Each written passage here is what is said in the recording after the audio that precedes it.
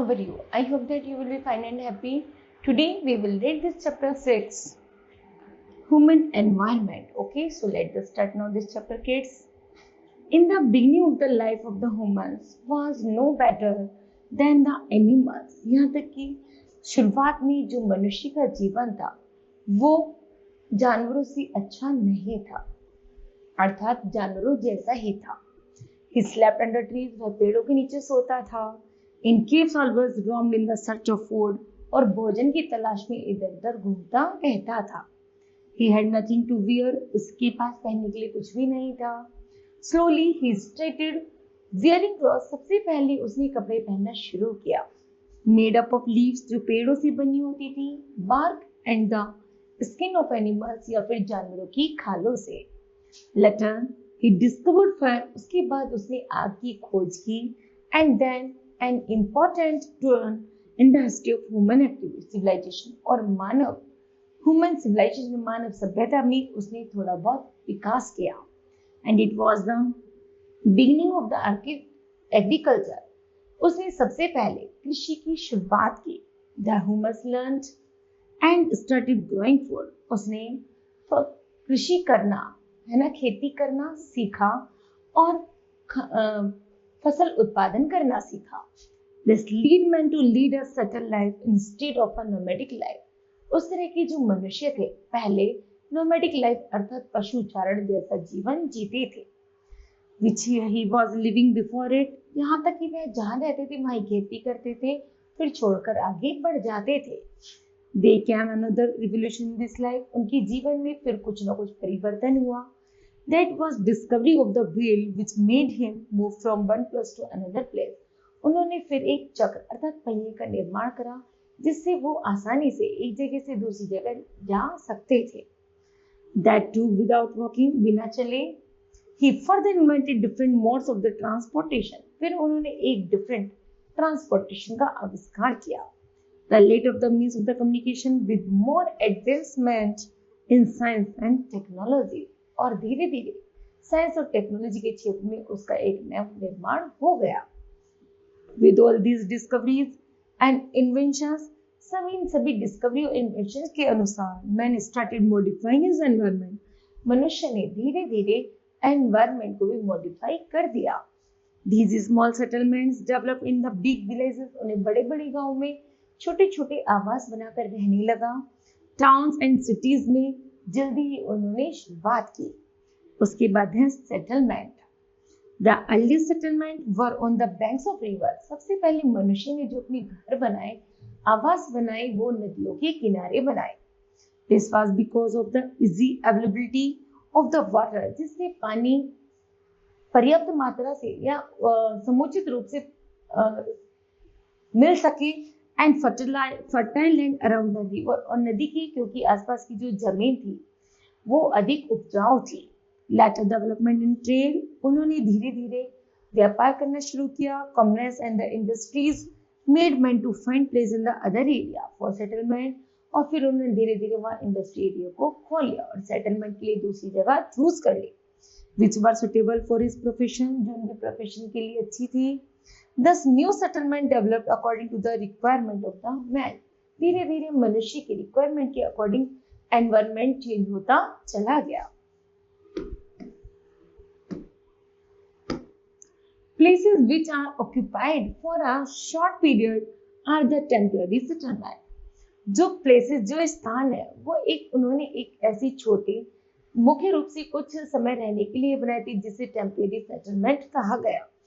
They are found in the forest. ये मुख्य रूप से फॉरेस्ट में, हॉट एंड कोल्ड डिजर्ट में या फिर माउंटेन्स पर बनाए गए.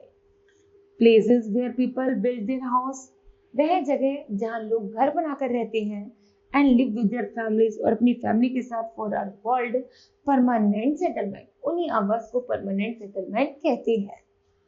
These settlements can be big or small. ये settlements बड़े और छोटे भी हो सकते हैं. These are planned settlements with all civic amenities. Permanent settlements are also of the two types. Number first rural and the urban settlement. Number first rural settlement. The settlement in the village are called the rural settlement.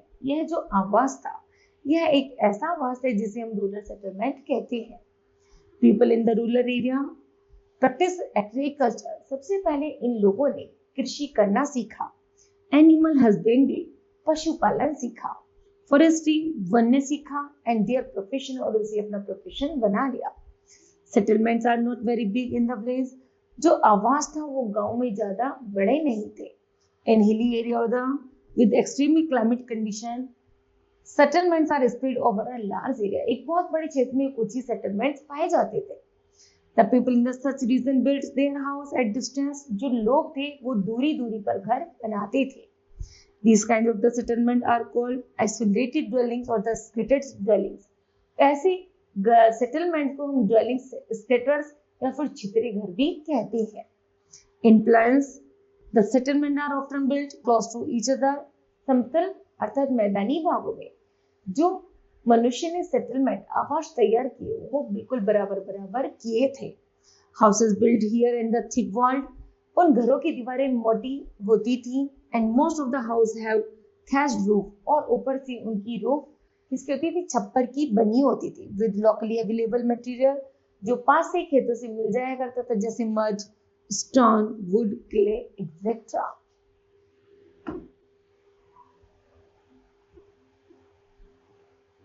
उसके बाद है in rural settlement में the civic amenities are not well planned. This condition of the schools, hospitals, post offices, etc. is not good. उस समय ये सब चीजें अच्छी नहीं थी। Some villages even lack facility, उनमें facility की कमी थी। And the people have to travel long distance to avail these basic facilities. लोग फिर भी उन्हें यात्रा करना चाहते थे। Nowadays, due to the developing economics, the condition in the village are improving and the governments are working towards the aim of the providing good amenities to all villages like school, hospitals, post office, roads, and the electricity, etc. Okay. Urban settlements हैं all the small and the big towns, जो भी बड़े और छोटे घर होते हैं, and the cities from the urban settlement, उन्हीं को हम urban settlement कहते हैं। In the urban settlement में peoples are mostly engaged in the non-agricultural activities like trade, industry, commerce, administrations, transport, banking, etc. Civic amenities in the urban settlement में are much better. A large population lives in the towns and cities. People from villages migrate to towns to find work. These adds to the population of the cities. धीरे धीरे जब शहरों में industry बढ़ने के कारण रोजगार बढ़ने लगा तो लोगों का रुझान भी शहरों की तरफ बढ़ गया। Some cities have great industries establishment, thus they are called the industrial cities like Jamshedpur, Ludhiana, Pittsburgh, etc. Similarly, cities of the culture and the region importance are the culture cities like Ayodhya, Haridwar, Oxford, Mecca, Jerusalem, etc. These are the some cities which work as the capital of the countries and states like New Delhi, Washington DC, London, etc. Next है rural-urban interactions. Everything on this earth is related to one another somehow, so does the cities and villages. The urban people depend upon the villagers for food. जो urban people थे वो हमेशा गांवों पर depend रहते थे खाने के लिए। Similarly, the rural people depend upon the urban, और जो ग्रामीण वासी थे वो शहरों पर डिपेंड रहते थे फॉर इंडस्ट्रियल गुड्स के लिए, वर्क अपॉर्चुनिटी के लिए, मेडिकल के लिए या फिर लीगल एड्स के लिए। In this way both the kinds of the settlement, दोनों जो सेटलमेंट्स है डिपेंड अपॉन ईच अदर, दोनों एक दूसरे पर निर्भर थे। Their external as the bond between the two strength is their strength, जिससे उन दोनों का उनके बिना जीवन निर्वाह असंभव था। फिर है transport. Transport is the key factor in the development of the present days. We can't think of our lives without the means of the transport today. Means of the transport can be divided into 4 categories. Number first, roadways, railways, airways, and the waterways. Okay. Now we kids discuss the roadways. Roads are the most commonly used and the popular mode of transport. They connected the villages, towns and the cities were each other. Countries across the world have a good network of the roads through which the transportation of goods and the people over a short distance is done. यहाँ तक कि transport एक ऐसा साधन है जिसने लंबी दूरी को भी आसान बना दिया था। यहाँ तक कि कुछ ही पलों में हम बहुत लंबी दूरी तय कर लेते हैं। Roads are used according to the individual needs. This is the only means of the transport which can be used according to one's individual needs. Okay, चलिए आगे है। In India, we have a great network of roads connecting. यहाँ तक कि भारत में जो road का connection है वो एक दूसरे से हाईवे से लिंक है। These roads are constructed and maintained under the supervision of Transport Department of the government. All main cities, towns and villages are interconnected through these roads. Now efforts are being made to construct the roads to the most unapproachable area in the mountains, plains and the peninsular areas. Northern India has the density. Northern India में जो density है, the best road network है. The Manila-Leh highway in Himalayas is one of the world's highest roadways. Internationally, Eastern USA and the Western Europe have the densest and the best quality roads. Okay, चलिए आगे है railways. Railways are the best mean of transport for long distance. Traveling and it is comparatively cheaper. Railway carry passengers and the industrial goods as well as the raw material. Railways are considered as the best mean of transport. It is cheaper. जो railway का जो transported system है वो बहुत ज़्यादा सस्ता और बहुत ज़्यादा ईजियर है एक ही स्थान से लंबी दूरी को तय करने के लिए। To by railway in the plains, क्योंकि जो समतल मैदान में सबसे ज़्यादा जो नेटवर्क है वो रेलवे का बेटर है। Nowadays, good network of the multiple tracks are built on which both diesel and the electric locomotive could run. Okay, चलिए। Advanced countries have even developed superfast trains like bullet trains. Western Europe में चलाई गई density railway network. In India में railway were introduced by the British and today the Indian Railway is one of the longest network in Asia and the fourth largest in the world. Next है waterways. Waterways are the oldest. Waterways क्या है? एक oldest एक पुराना साधन है and also the cheapest mean way transport and system का merchandise and the goods from one country to another. मतलब व्यापार की दृष्टि से भी एक देश से दूसरे देश में सामान आने जाने के लिए सबसे सस्ता साधनों में से एक है।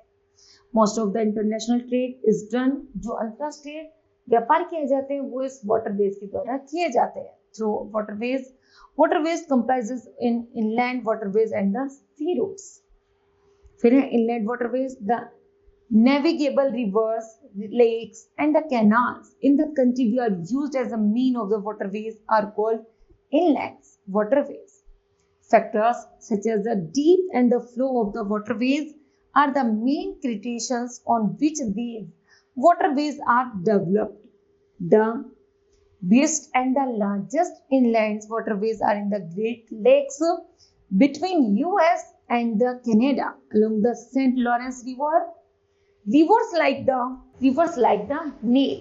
सबसे ज़्यादा मुख्य जो ट्रांसपोर्टेशन का क्या है? नील नदी. The Amazon, the Rhine, the Ganga and the Ganges are the important inland waterways. फिर है sea route. Sea and the oceans have been used for transportation. Sea और ocean भी ट्रांसपोर्टेशन का एक अच्छा साधन है. Since time immemorial. This is the oldest mean of the transportation. Seas had been used to transport goods from one continent to another. Some important sea routes are following. Number first है the North Atlantic route. This route connects eastern Northern America with the Western Europe and is the busiest sea route in the world. सबसे ज़्यादा जो व्यस्त sea route है वो North Atlantic route है. The Mediterranean and the Indian Ocean route. This unit connects Europe से with the countries of the South Asia, Africa and the Far East को जो कनेक्ट करता है वो करता है Mediterranean, the Indian Ocean route. फिर है Cape route, it was the important sea route, यह सबसे ज्यादा इम्पोर्टेंट रूट है बिटवीन द वेस्टर्न यूरोप और Far East Australia, New Zealand before the construction of the Suez Canal. Suez Canal, as the most of the transportation was being done through the Suez Canal. Next है airways. Air transport is the preferred over the land. Air transport भी एक जैसे जमीन के ऊपर चलने वाले वाहनों में ऐसी वायु में चलने वाले वाहनों में सबसे ज्यादा इम्पोर्टेंट माना गया है। Waterways only because it is the fastest mode of the transportation. जिस तरह अभी तक हम जल अर्थात वाटर ट्रांसपोर्ट को सबसे ज्यादा फास्टेस्ट ट्रांसपोर्ट मान रहे थे, उसी से भी ज्यादा जो सबसे ज्यादा फास्ट और टाइम को बचाने वाला ट्रांसपोर्ट है वो है airways. Okay, it is coast line mode of the transport. This mode of the transport can reach the remotes, यहाँ तक कि यह जो ट्रांसपोर्टेशन सिस्टम है यह रिमोट से कंट्रोल होता है। And the most unapproachable place, यहाँ तक कि बिना इसको कोस्टल लाइन मिले यह चल नहीं सकता। Where rails of the road transport can't reach, helicopters are very useful for such purpose and help the people in the transporting and the distributing foods. And the other example in the case of the natural disaster, प्राकृतिक आपदाओं के समय जहाँ पर सड़कें या फिर बसें या ट्रक नहीं जा सकती वहां पर एयर ट्रांसपोर्ट सबसे ज्यादा हेल्प करता है। Okay, next kids, there are two types of the air services. यहाँ पर दो सर्विसेज, एक डोमेस्टिक और एक international. One can be domestic service, यदि हम पहली डोमेस्टिक सर्विस की बात करें, any time without any prior permission but for international flight, यहाँ तक कि बिना परमिशन के वह आपसी मतलब पूरे भारत में इजीली घूम सकता है, जिसे हम डोमेस्टिक एयरवेज कहते हैं। International flights one should have proper permission, international flight को हमें दूसरे देश से परमिशन लेनी होती है to fly from one country to another, एक देश से दूसरे देश में जाने के लिए। Different nations allow the place of flight, जब दूसरा नेशन अलाउ करता है एक देश का आने के लिए through a fixed flying corridor in those nations, तो उसी को हम इंटरनेशनल्स कहते हैं। The main international airport in the world are Delhi, international airport जैसे दिल्ली में, मुंबई में, इस्लामाबाद में, दुबई में, शांघाई में, हांगकांग में, सिंगापुर में, लंदन में, Paris, Rome, New York, Chicago, San Francisco, Sydney etcetera. Only one limitations, the mode of the transportation is transportation की एक लिमिट होती है that is the bad weather condition is control, यदि weather की condition bad होती है, बेकार होती है, तो यह उड़ नहीं सकता। कम्युनिकेशन है, sending in the receiving of the message is called communication, जब अपनी बातों को आना और जाने को है ना मैसेज प्राप्त होते हैं, आना और जाना, उसी को हम कम्युनिकेशन वार्तालाप कहते हैं।